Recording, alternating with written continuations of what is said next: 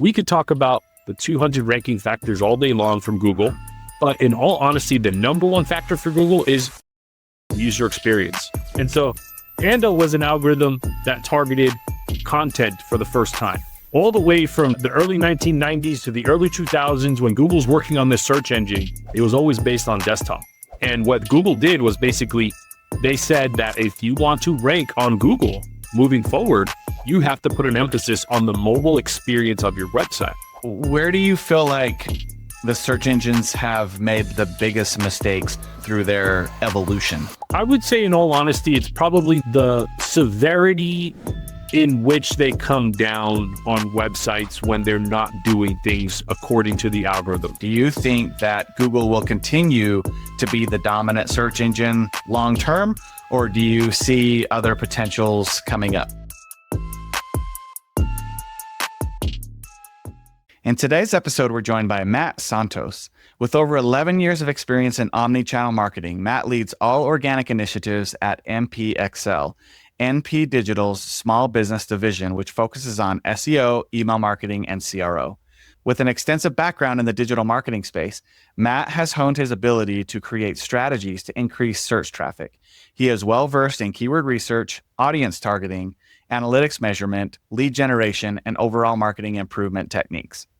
Join us in today's episode as we dive into the history and evolution of search engines and how having this knowledge can help us better understand how and why we do SEO.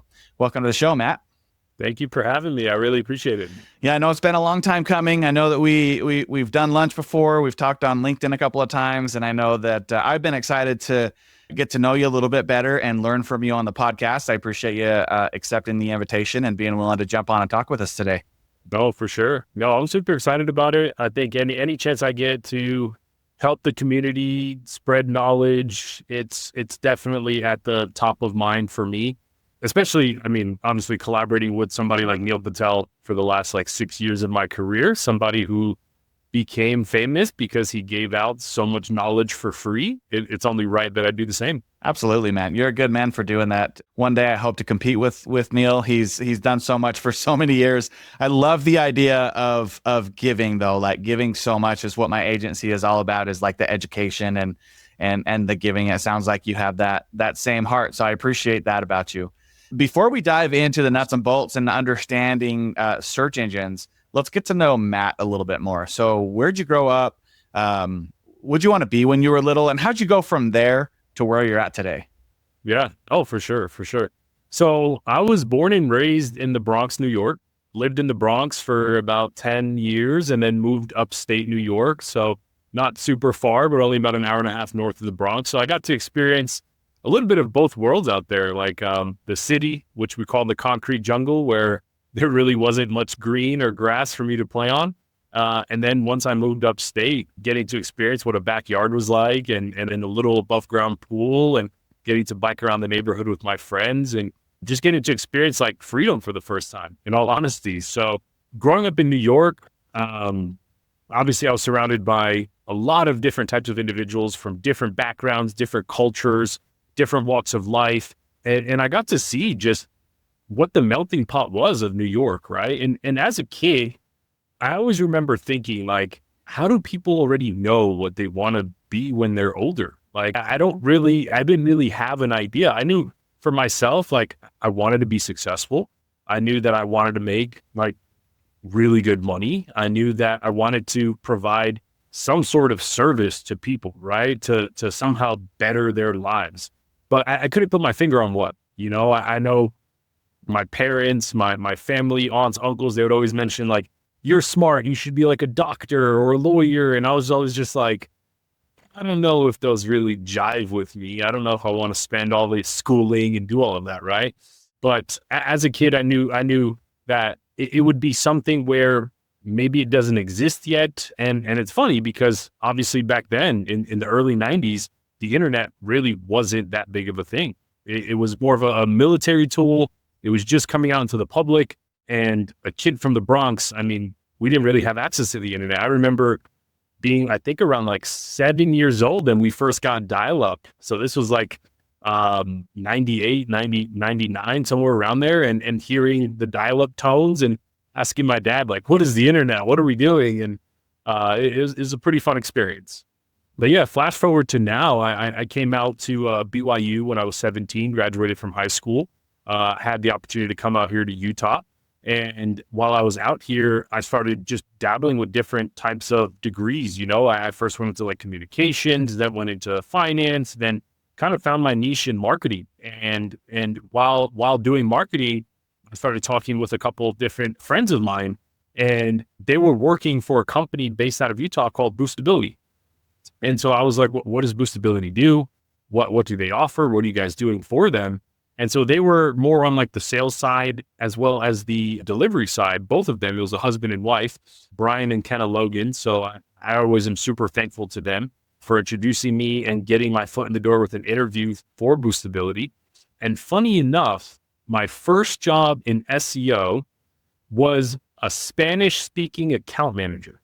And so I am Latino, and I was born as a bilingual kid, but my Spanish wasn't like super strong by any means. And obviously growing up as a kid, my Spanish was more like interactional Spanish with like family members and talking about my day.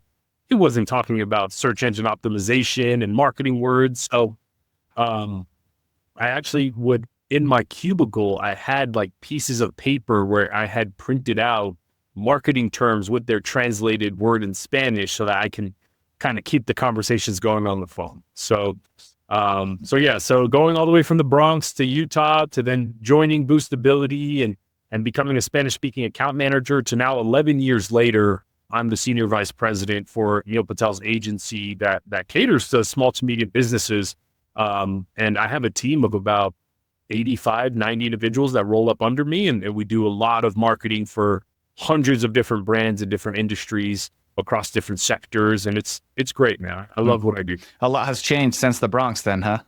A lot has changed. A lot has changed. Are you still keeping up with your Spanish, or is it just mostly conversational as well?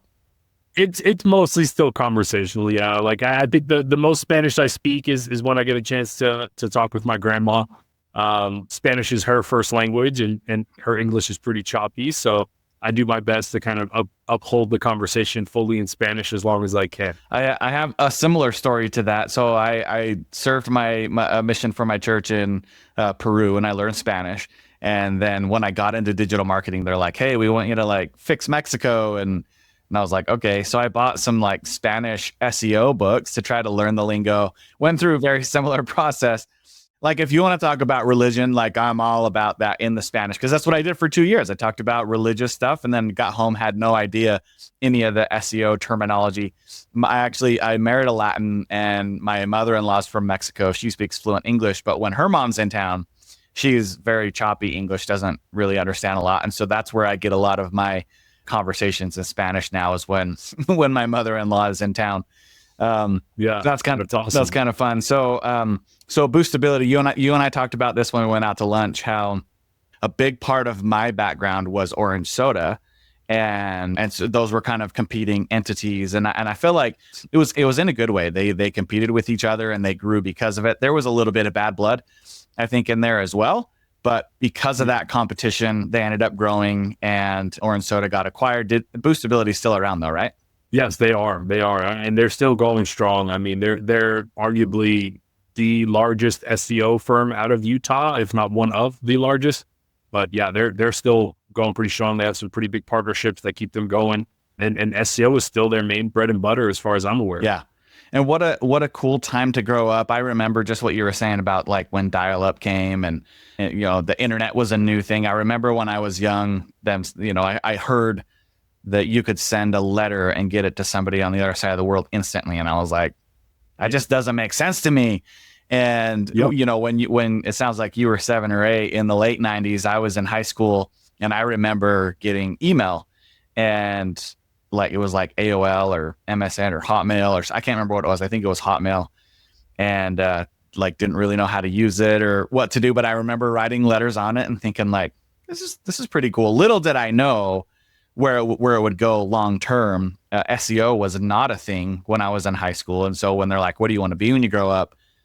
I was the same. I was like, I'd love to be an astronaut, but I'm not going to go to school and do that. I'd love to be like maybe a geologist or something, but that kind of sounds boring. Like I love studying earthquakes and rocks and stuff, but also that kind of sounds like I wouldn't want to wake up and be like, let's go look at some rocks, right? And so I'm glad that I evolved in the same way that it sounds like you evolved, and luckily we got into the marketing side of things, and digital has changed our lives for the better, right? Do you feel like your website traffic is kind of in a slump right now? Or maybe over the last couple of weeks or months, it's actually dipped quite a bit and you cannot figure out what to do next? Go to fireusmarketing.com/meeting to schedule a free meeting with me where we can look at your website, talk about your frustrations, and see if there's anything that I can do to help you out. The meeting is absolutely free. There's no strings attached. If I can help you, I'd love to. Again, go to fireusmarketing.com/meeting. We'll talk to you soon. It definitely has. It definitely has. Like it's something that I still to this day, 11 years later, look at as a passion. Mm-hmm. You know, I had a mentor who was my second manager at Boostability. His name was Mike Templeman. He passed away a few years ago, but this guy was an incredibly bright mind, super ambitious individual. And one of the tips he gave me early in my career was like, something that can set you apart in this space is just giving a little bit more of a crap than the rest of the guys around you or the girls around you, right? And he's like, take that however you want, whether that be reading something small every single day, whether that be digesting some piece of information, buying a book, just going just up 1% more than the rest. And for me, that's what made all the difference, you know? So after hearing that from him, for I want to say about 5 or 6 years straight, I made a goal for myself where it was read one blog a day.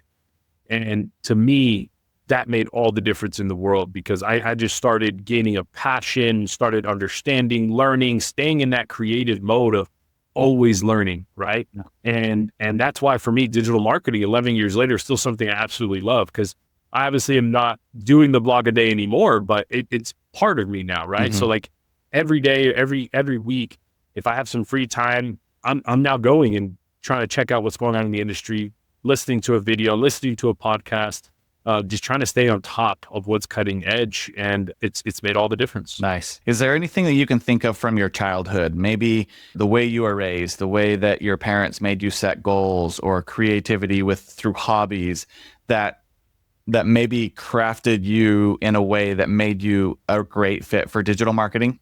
Yeah. Honestly, as I think back on that, the first thing that comes to mind is something that I despised as a kid when my dad made us do it. Because I grew up, it was me and my sister. I'm the older one. Mm-hmm. I'm older by like 18 months. And he had a rule by the time I want to say by the time I was like 9 or 10 years old. And his rule was 1 hour of constructive time every single day. And it pretty much, it was always like reading a book, you know? And as a kid, he would say those words of like, it's time for constructive time. Go read an hour. I'd be like, oh, this is about to be the longest hour of my life. I hate this. Like, I don't want to read. Like, I want to either play video games or go outside and play with my friends or watch TV or do what other kids are doing, right? Yeah. But looking back now, like setting up a foundation of just stilling yourself for an hour, however much time it is, focusing on something, staying in a constant state of learning, it really did help establish me for like what my mentor, Mike Templeman, told me all those years later of like, if you could do something every day that makes you 1% better, do it, because it'll make all the difference, right? And I tie that back to my dad getting me ready like when I was 9, 10 years old. And it's funny, I mean, you see all these books behind me now, right? And I've read a good chunk of all these books. If they're sitting on my shelf, it's either I read them or I'm about to get to them, you know? And to me, that is what's helped me get to where I am today, right? It's what's helped me connect with different individuals on topics that they're like, whoa, I had no idea that you knew about that topic. And I'm like, I've read a couple books on that. Yeah. Or it's helped me in my marketing space. It's helped me with my friends and giving advice. It's helped me in my relationship with my wife. It's helped me with becoming a better father to my 3 children. That is something that I've found is like a constant stream, is just the ability to always want to learn. And it started all the way back when I was a kid. Man, good parenting pays off in the long run, right? It definitely does. It's encouraging, because I have my kids do a similar thing. and they're always fighting. And sometimes I'm like, I just want to give up and let them play games, right? Like, and sometimes I do. Sometimes like I don't care, do this. But it's encouraging to hear you say that even though you didn't like it as a youngster, that it paid off and taught you some good lessons. My dad had a lot of good lessons like that as well, that made me the person who I am. So man, hats off to good parents. Yep, hats off to them, definitely. Matt, what are you currently working on that excites you? So like you wake up in the morning and you're like, I can't wait to go and get this done. What is that for you?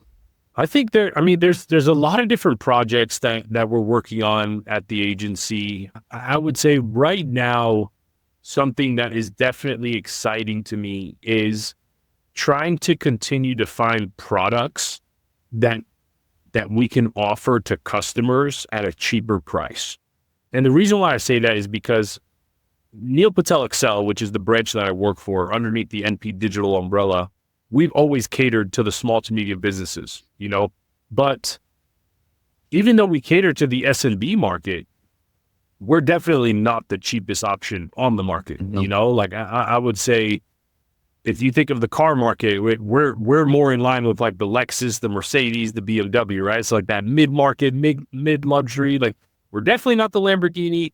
We're definitely not the super old used car that you could buy for like $500, like we're that middle, right? And so there've just been a lot of businesses that we haven't been able to help over the years because they just couldn't afford us, right? They couldn't afford a $5,000 a month contract, a $7,000 a month contract. To them, that's an incredible amount of money to invest. Yeah.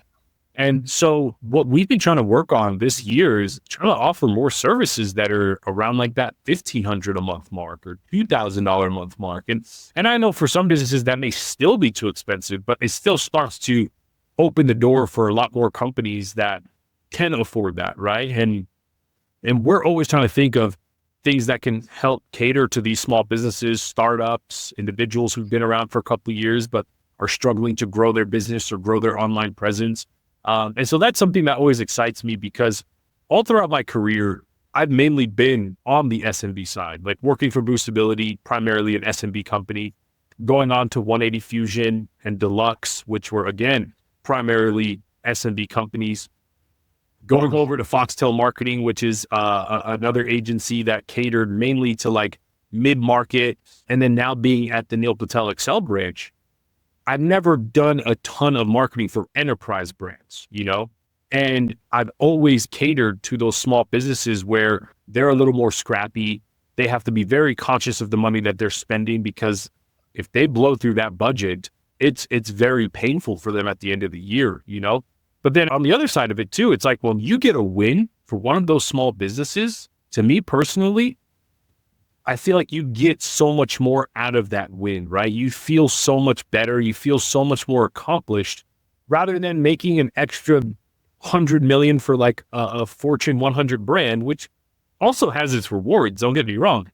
It just feels so much better when you can take a small mom and pop shop that's local, that is maybe selling something that you never thought of before, right? Like some super customized wooden clocks or something small and niche like that, right? And you just help make them an extra $100,000 this year that they would have never made if they weren't working with you. Like the level of reward that comes from that is just so much more to me, So for me, I think that's what gets me most excited every day is trying to continue to find products that can cater to those smaller businesses while also taking into consideration like all the new technology that's out there, like AI, the different things that are happening to search nowadays that we're going to talk about here in a little bit. Trying to kind of balance both of those worlds, is like stay on top of the industry while also offering great products. I love the wins. I love what you're talking about where you can like step back and be like, man, we did that for you and you were able to increase your revenue by X or whatever. That's so exciting for me as an agency owner as well. I don't know if you experienced this yesterday. You manage a team versus owning the agency, but did you notice yesterday how there was a bug in Google Search Console? Yeah, I think my team, they were letting me know about it through our Microsoft Teams chats that there was some weird stuff going on. So I woke up in the morning, first thing, I'm like on my phone, I'm like always checking the ups and downs and where it was. every Yes. every single account in Google Search Console dropped straight to zero. And I'm like, oh my gosh, was it an algorithm update? Like, what happened? And I went and did some homework and found out that Barry Schwartz had talked to somebody at Google, and he's like, hey, it's a bug, don't worry about it. And I got on LinkedIn and it was like blowing up. But I was like, oh my gosh, because I love seeing those wins. We have been focused a lot lately on recovery. A lot of people have come to us because they've been doing really well and then just completely tanked. And what's been exciting is that with a handful of changes, we've been able to see that start to go back up. And when that dropped again, I was like, oh, this is not good. So thank goodness that was just a bug. But I do love the wins. I love going back to the clients and having those calls and being like, hey, here's what we delivered. So I can definitely understand where you're coming from on that.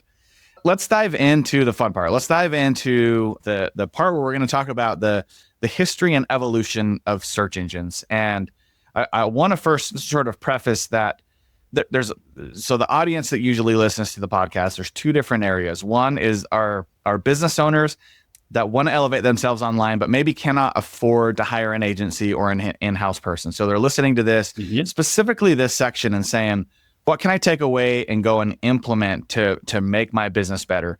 The second part of the audience is up and coming SEOs or digital marketers who are looking for different perspectives and different ways to help the businesses that they work for grow online. So we're going to talk about sort of the beginnings of the search engines. And I don't want to take away what you're going to say, but do you have plan to talk about before there were actual algorithms in the search engines and how they worked? I actually don't, but I think I'm pretty sure we could spitball and we could come up with some pretty good topics on that front. Well, so let me just sort of lay that base and we'll get up to where search engines actually started to have algorithms. And that's where, you came in. I know you came in big around Panda, Penguin. We talked about that. And so we'll dive into that. But I've actually done some interviews with some people who worked at these companies that they were basically like a Rolodex companies. They were data entry companies. And all they did was they had lists and lists and lists of these businesses, and they would just type them in. And it was sort of a Rolodex. So when you would go online, like Ask Jeeves, Google wasn't a thing at that point. You'd go to like Ask Jeeves or some of these other search engines at the time. You literally it was just searching a database, trying to find a name or something similar to the address, and it would pull it up for you. Then the algorithms came along and it changed everything. And I think there was a huge learning curve for the search engines as well to find out, one, what the end user wants the most, but also how to keep sort of the spammers out. And we can talk through some of the spam that happened in the early days and all that. But okay, so getting us caught all the way up to that. So how would you describe the early days of search engine? So I have a quick quote here that I wanted to pull up because I think this is a quote that is Google's mission statement that always like rings in the back of my head. And I didn't want to just go like off the cuff on it. Like I actually wanted to read the exact mission statement, the one line that I find to be the most important, because this has been something that I've continued to think about when I either am myself optimizing a campaign for somebody over the years, putting together like a blog, title tags, thinking about optimizing images or optimizing code or core web vitals or site speed optimization, anything, right? Or even creating product now, since I sit at a different level of my career now, is I'm not manually touching campaigns anymore. I'm more creating products so that teams can go and create these campaigns, right? Mm-hmm. So thinking about the beginning of search engines, this is something that Google stated that I think still holds true today in almost every algorithm update they come out with. It's to organize the world's information and make it universally accessible and useful. So that's the quote that they used, right? And if you think about that quote and you start to dissect it, you'll start to understand why the algorithm has just progressively been updated the way it has over time. And so thinking back to like the early days, you're completely right, Eli. Like back then, it was just like directories, it was really just these old directories, and there wasn't really like a ranking system. It was all based on semantics and tying like a string of words together and saying, look, you type this in and that's closest to this. So that's what we're going to serve you. And there's really nothing that's going to change about that, right? If you want to change that, you're going to have to change a query. And Google understood that, like, that's just not the best user experience. And to Google, that is the number one factor. We could talk about the 200 ranking factors all day long from Google. But in all honesty, the number one factor for Google is user experience. They want to make sure that their users are having the absolute best experience possible, no matter what, right? Yeah. So taking that quote into consideration, in the early days, let's talk about some of those spammers for a second, right? Because that was a major part of the internet when I came into the industry back in like 2011, 2012, 2013.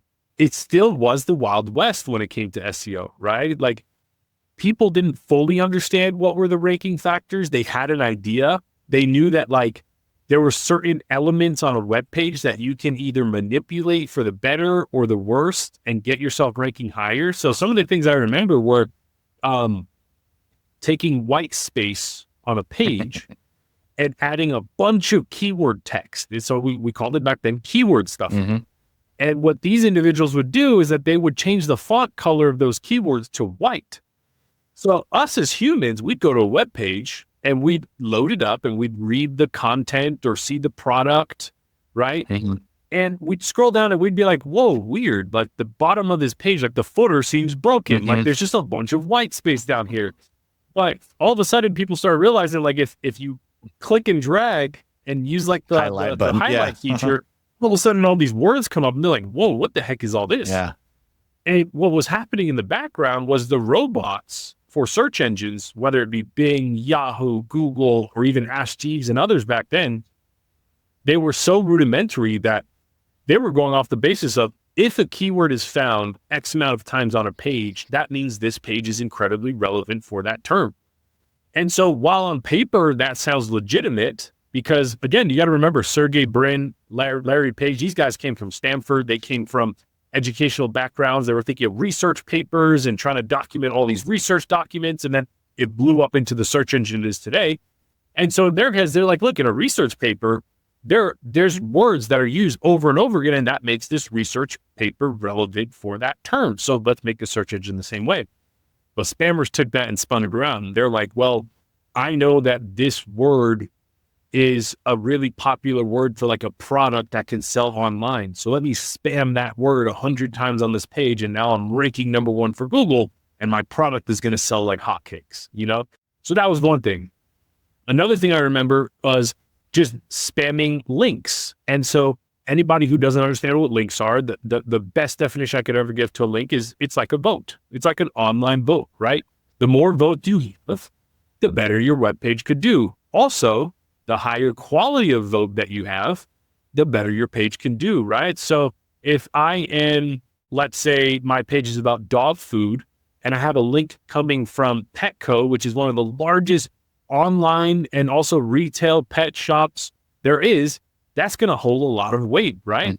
So people back then were trying to find these authoritative websites, or they were doing the opposite. They were creating websites that had almost no authority and just blasting links to different web pages. And now the web page would have like 100,000 links overnight. Google wouldn't know any different. They're kind of saying, hey, this page has 100,000. This other page only has 2. So the one that has 100,000 is going to rank higher, you know? And so over time, people started realizing like there's a lot of ways to game the system. And to Google, again, if we go back to like their mission statement, which is all about a better user experience, making search useful, that was not good, right? You had all these crappy web pages, spammy web pages, weird websites who were stealing people's information, all ranking at the top, and it's not a great experience. So over time, they started updating the algorithm. And back then, I want to say there was only like a couple hundred updates a year. Now, every year, I think they average close to like 3,000 to 4,000 updates to their algorithm every year. So if you do the math on that, you're talking like 9 to 10 updates a day happening to the algorithm to make sure that they're providing the best user experience possible, you know? So back to what you were alluding to, Eli, some of the major algorithm updates that I remember happening when I first came into the industry were Panda and Penguin. And these were like apocalypse moments at some of the agencies that I was working in. Yeah. Because we were managing campaigns for a lot of individuals, whether the agencies were doing spamming tactics or not, or they were onboarding clients that were coming to them with old spamming tactics and helping clean it up. Clients were affected, right? And so Panda was an algorithm that targeted content for the first time. And it started to really analyze content in a different way to see how helpful is that content, how relevant is that content. Are you using keyword stuffing tactics? Are you using the white font text tactics? Are you spinning up content with these weird tools that used to exist before AI, where you would like take an existing blog, throw it in, and it would like rewrite the words so it felt like it was a new blog? Like, so are you using spun content? Are you using low quality content? And so a lot of websites on the internet got hit hard by that algorithm update. And whether they had a manual action or whether they just saw their rankings tank overnight, they started to panic, you know? On the other side, when it comes to links, like I was mentioning before, they released Penguin. And so Penguin targeted, especially Penguin 2.0 back in 2013, it targeted websites that were using spammy link building tactics or low quality link building tactics, where Google could tell you weren't going out there and establishing real relationships with real websites. You were just going and paying for a dozen links here, 100 links here, 1,000 links there. And they were coming from weird sources. They were coming, if you were a website based out of the United States, half your link profile was coming from India or Pakistan or Russia or weird places where Google can tell, like, you're doing business over there. So why are all these websites linking back to you? That's weird, right? So you had these major algorithm updates going on back then that were slowly trying to clean up the user experience so that every time you came to Google and typed in a query, Google felt like every day the results were getting a little bit better over time. So do you feel like that was sort of the turning point for search engines? Like the Panda and Penguin was kind of the first real big one that were like you said, apocalyptic, right? There were some others before where you could spam, you could diversify, you could do all of that, and then like you would get hit a little bit. But the Panda and Penguin, correct me if I'm wrong, but I feel like that was probably the turning point. Do you agree?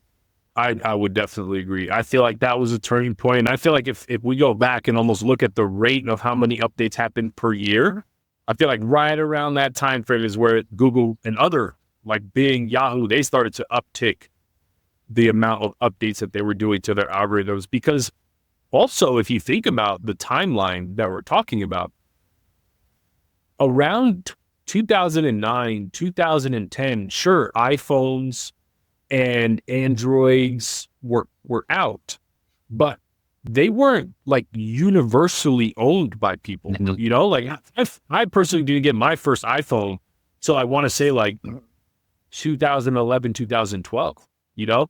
And I remember back in high school seeing people with an iPhone and being like, holy cow, like, how do you have an iPhone? Those are so expensive, right? Those Blackberries, it was different devices back then, you know? And so if you think about those same timelines of 2012, 2013, when the algorithms started to change for user experience, it's also when I'm pretty sure you're going to see a critical mass in the US population and other populations around the globe adopting these smartphones and having a different experience with the internet than just your desktop or laptop and having a mobile experience, you know?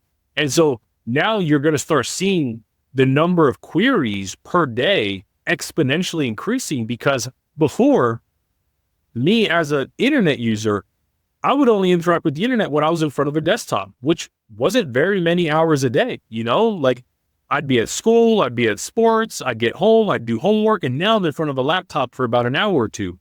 But once that changed to a cell phone and I can have access to the internet at any point of my day, the amount of queries I'm now going to shoot out to Google are going to exponentially increase. And so you're seeing kind of a culmination of like real world usage of technology with improving the algorithm to make sure that these users are having a great experience. Yeah, and that was 2015 or 2016, right around there. They called it Mobilegeddon, and that's where you saw the cross between like desktop traffic and mobile finally Yes. was higher than the desktop traffic. And it's crazy how dependent we are on our phones. I'll give you an example of a recent experience that I had where I was like, it's crazy how much I feel like I need my phone and don't realize it. So my wife and I went to a Garth Brooks concert down in Vegas. And on the way in, they give us these little bags and they lock your phone in the bag.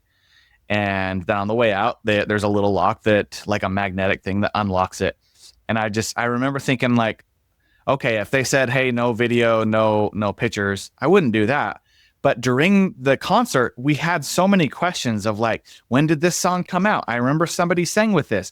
And my wife and I are constantly like Googling or looking at AI to answer these questions for us. Even though I wasn't going to like record Garth or take pictures or anything, I still felt like I didn't have half of my arm because I couldn't answer these questions readily, which reminded me of, in fact, just I think it was yesterday, the day before, my son asked me, he was reading a book and it said something about an encyclopedia. And he goes, what comes first in an encyclopedia, bats or chameleons?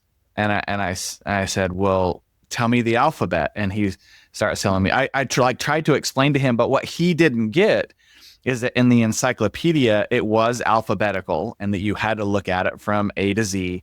And so he didn't even have like that baseline understanding of how the encyclopedia worked. And so I feel blessed and grateful to be in our generation that had both sides. I don't think there's ever going to be anybody similar to that generation where we grew up not having it. And now we do have it. All of our kids have had it their whole entire life. When we go on vacation, and they watch TV in the hotel room, they're like vacation ads are on. They're just commercials. Yep. But like, why do I have to like sit through these ads? I can't just skip them. And so speaking of mobile, again, shortly after that, Google also introduced a mobile first indexing. So talk about that a little bit. What was the journey? How did people adjust to that algorithm update? Yeah. I'll be honest, Eli, I think people are still adjusting like 9 years later, and you're right. Mobile getting was going to be that next one I was going to talk about, because that's another pivotal moment in the algorithm, which was all the way from the early 1990s to the early 2000s when Google's working on this search engine. It was always based on desktop. It was always based on desktop analytics, desktop metrics, desktop experience, desktop ratios for your website and how things load. And they started realizing that, like I mentioned before, the general population is adopting this new thing called smartphones, and they're not using desktops nearly as much. They're seeing desktop sales go down. They're seeing laptop sales go down, but they're seeing mobile sales just absolutely shoot through the roof, right? And so they're like, how do we adjust for this? And so mobile getting came about. And what Google did was basically, they said that if you want to rank on Google moving forward, you have to put an emphasis on the mobile experience of your website. And still to this day, it doesn't mean that like you have to have a mobile first website. It just means that you have to have a mobile friendly website. And I think a lot of CMS platforms like WordPress, Shopify, Wix, Squarespace, they've done a really good job of offering templates or themes that have mobile friendly elements, but you can't just put all your faith in like, I bought this theme, it said it was mobile friendly, my website's live, and I'm good to go. Like you still need to pull things up on your phone. You need to pull it up on multiple devices and make sure that like all your ratios look good, make sure things are adjusting the right way. Because that is where most of your rankings are going to be looked at now. So if you're optimizing your website and you're adding new content and you're adding new images, Google's not going to base it off the desktop version of how those things look.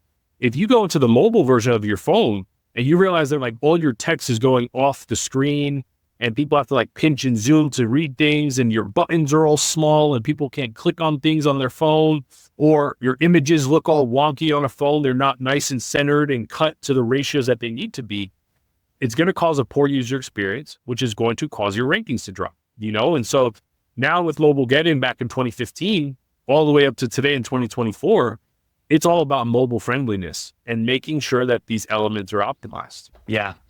Where do you feel like the search engines have made like the biggest mistakes through their evolution? I would say, in all honesty, it's probably the severity in which they come down on websites when they're not doing things according to the algorithm. And so the example I'll give on that is, and I feel like Google's come out in press releases in the last few years, and they've stated that like they do need to ease up on taking repercussion on websites that may be not following all the rules, right? Because most of the time it is spammers. Don't get me wrong, and Google's out here to get rid of spammers, right?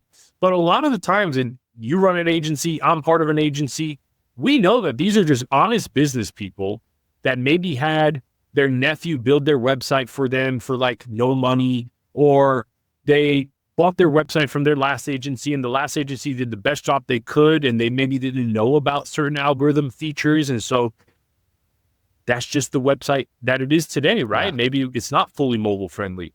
Maybe that domain they purchased did have some weird links pointing back to it from a couple of years ago, forces that are outside of a business owner's control. Mm-hmm.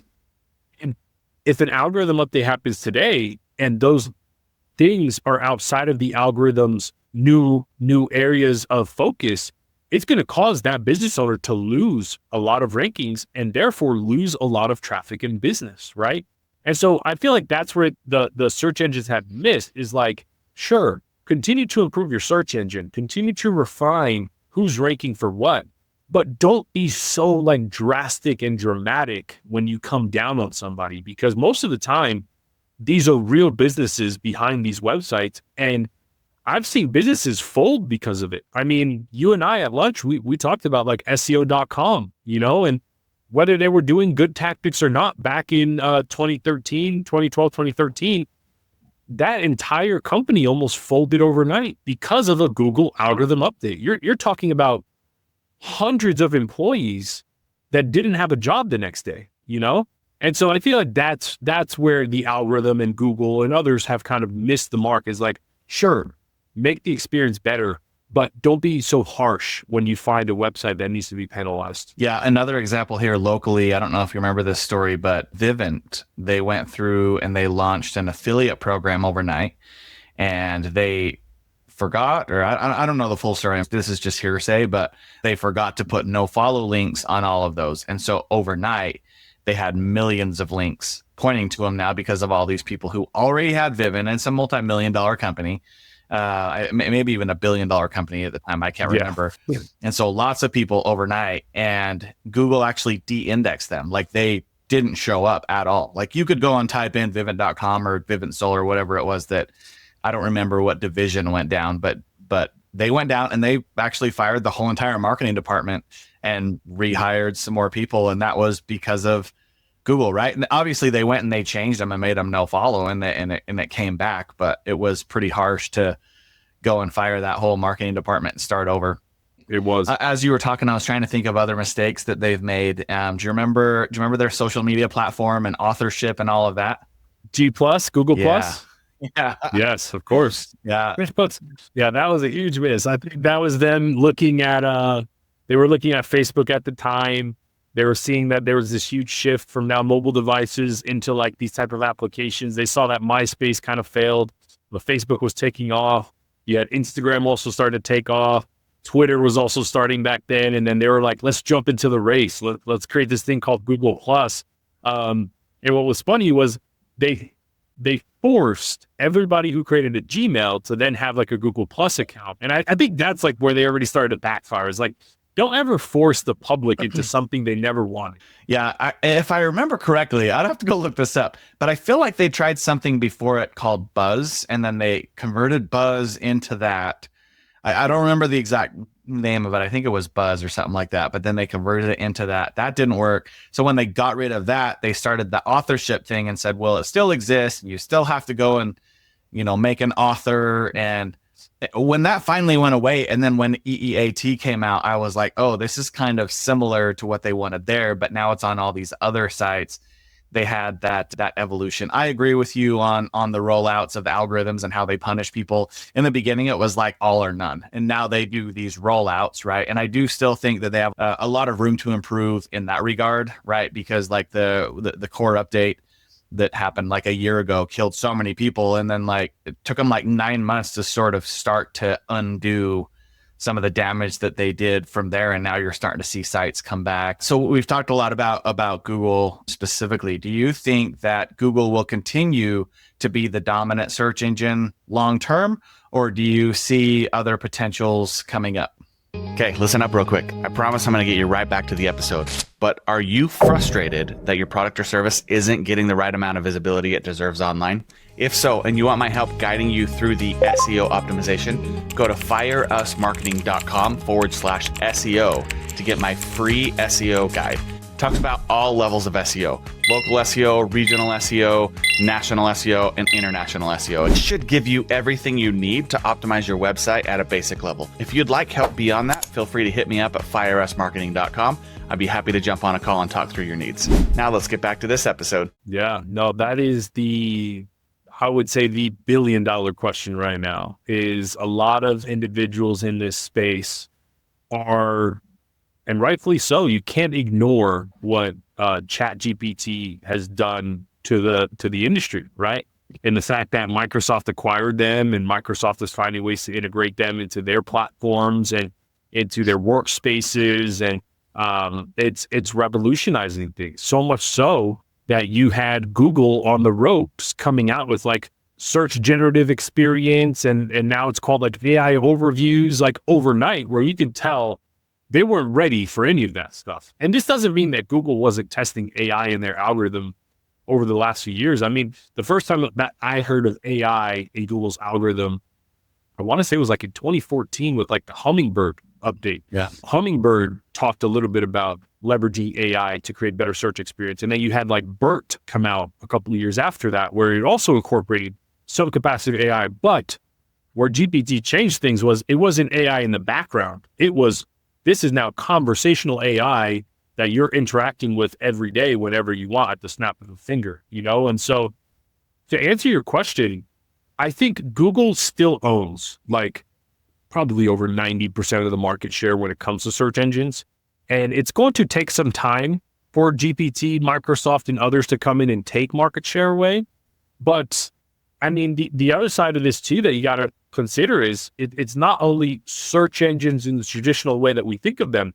It's also social platforms like TikTok and YouTube and others. And I know Google owns YouTube, but these social platforms are creating new avenues for people to find things. Because I know, like, when I go on trips with some of my friends, they're no longer just saying, hey, like, where should we go eat tonight? Let's pull up Google and Google restaurants near me. They're coming to the conversation with, hey, I have these TikToks saved because I knew we'd be here in Vegas, or I knew we'd be here in San Diego, or wherever it is. And I saw on TikTok this restaurant, and it got like a ton of likes and views and comments, and like, it's gotta be good. And so that's a revolution in how we search, right? Mm-hmm. Because all these years leading up to now, if I'm in a new place that I've never been in before, even in my own places here, I'm going to Google restaurants near me, see what pops up on Google, and then make a choice. Now people are almost pre-planning their trips based off TikTok trends and stuff that they're seeing. So in the next few years, I definitely think Google will lose some market share. Will Google die and go out of business? Absolutely not. I think that it's going to take something absolutely revolutionary to cause that. But we will see conversational AI, ChatGPT, TikTok, even Instagram, and others coming about with new ways to search. And that's actually something that we're starting to talk about right now at the Neil Patel Agency is a phrase that we're calling SEO everywhere. Is trying to break that mold of SEO being a Google product and it's only about Google search engine, and starting to reposition a business owner's mindset into SEO is going to be, how's your search presence on Google, what people search for you? How is it on YouTube? How is it on TikTok? How is it on Instagram? How is it on Pinterest? How is it on any of these platforms that may relate to your specific business that somebody could search for and you could potentially pop up? Start thinking of it from that capacity. Right. Yeah, super smart. And so it's the experience everywhere. It's not just what is it on Google, it's what is it on all these platforms. And then I had two thoughts on that when you were talking about it as well. TikTok now has a localization feature to it, and you can actually say restaurants near me or Mexican food near me or whatever, and it comes up with actually really great recommendations. So I know a lot of people, especially the younger generations, are using that. Now, caveat to that, we don't know if TikTok will exist in February of next year. Sure. So in the United Sure. States for us, right? So maybe don't put all your eggs into that basket if you're a business owner thinking about that. But it is a search engine that people do use, the younger generation uses, and it's getting better every day.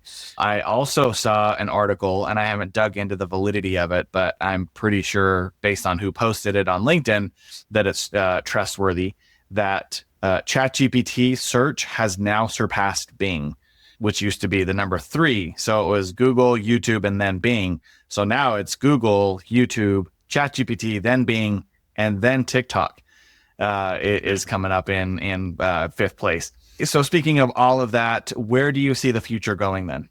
So I think the future is moving more in that social proof conversational pattern.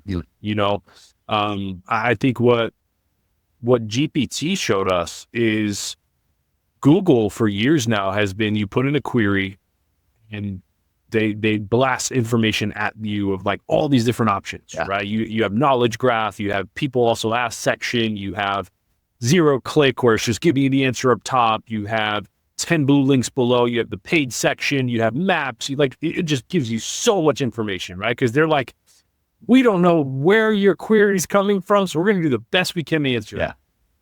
But GPT did the opposite. GPT's like, we're really going to dive into why you're probably asking this, and we're just going to give you almost just one response, you know, and make it feel like you don't need to do additional research. Or if you do, then now you just have a conversation with us, and we'll get you the answer you're looking for as we have this conversation back and forth, right? So this conversational pattern, I think, is something that is going to be more accepted over time.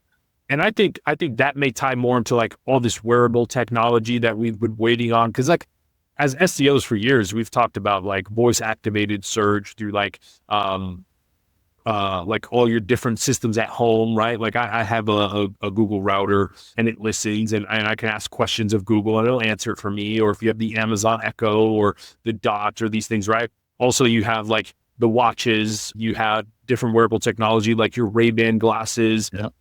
So this conversational pattern, I think, will start to take off a little bit more because of things like GPT, where we really do feel like the answers coming back are based on what we really asked, you know? So I think that's a large part of where the future is going. And then the social proof aspect, I think that's something that Google has tried to incorporate into their algorithm for decades now. And that's why link building was a thing, was Google tried to figure out authority is something people place a lot of emphasis on. So if there's a piece of information out there and it came from an authoritative source, people will gravitate towards it. And so how do you validate who's authoritative or not? And nowadays, the easiest way to validate it, because it's still pretty tough to gain, would be views and likes and comments, right? And obviously there are ways to do it. You have link farms, bot farms, you have different things that can happen, but something that you can't game are like those authentic comments, right? Like if you start reading in the comment section of some of these posts and you see the comments that are being brought up, you could tell like these aren't AI generated comments. These aren't bots posting this. Like these are real people who liked this post, who went there and ate this meal, who are giving an honest review about it, who took a picture of the plate. Like that's something that I love that Amazon's been doing, right? Is like to gain that system back on people where they're like, we know you're in here buying reviews and trying to game our Amazon A9 algorithm and getting yourself ranking higher. Well, let's change the game up on you. In order to leave a review, you have to take a picture of the product now, right? And so incorporating things like that so that people feel like there's true social proof behind something that they can now trust. That is, I think, where a lot of this future searches going. Yeah, DoorDash is doing that same thing, and they're offering discounts if you leave a picture of your food and leave that review and stuff. I also heard, I think it's the FTC actually is cracking down on fake reviews, and there's going to be some major penalties for people who are using them moving forward. So if you're a business owner out there, we have a client, actually, we were on a call and we were comparing him to his competitor. He had over 100 reviews that were legitimate reviews, really good reviews. And his competitor had over 1,000. They've been in business for about the same time. And he's like, man, they're killing me. And I was like looking through all of these, looking at the names, looking at the fact that they don't actually leave a comment. They just do a star review and then they move on. You click on their profile. They've never left a review before. There's like nothing behind it. I'm like, these are fake. He goes, oh, should we go do that then? I'm like, no, trust me. Just trust me. Long term, you don't want to do that. So we didn't, and we explained why. But yeah, a fun conversation to have with him. But Matt, man, I really appreciate you taking the time to jump on and talk with us today and go through the history and the evolution of search engines. I'm sure that if we wanted, we could probably go for another hour talking about some of the ins and outs and some of the fun stories we had about like the apocalypse when Panda and Penguin came out. Had some fun stories and some scary stories at the same time. So anyway, thank you again for your time. I appreciate it. Thank you for having me. It's been my absolute pleasure, Eli. And I wish you all the best with the podcast and your agency. Thanks, man. I appreciate that. And to everyone else who's listening out there, we'll talk to you guys next week.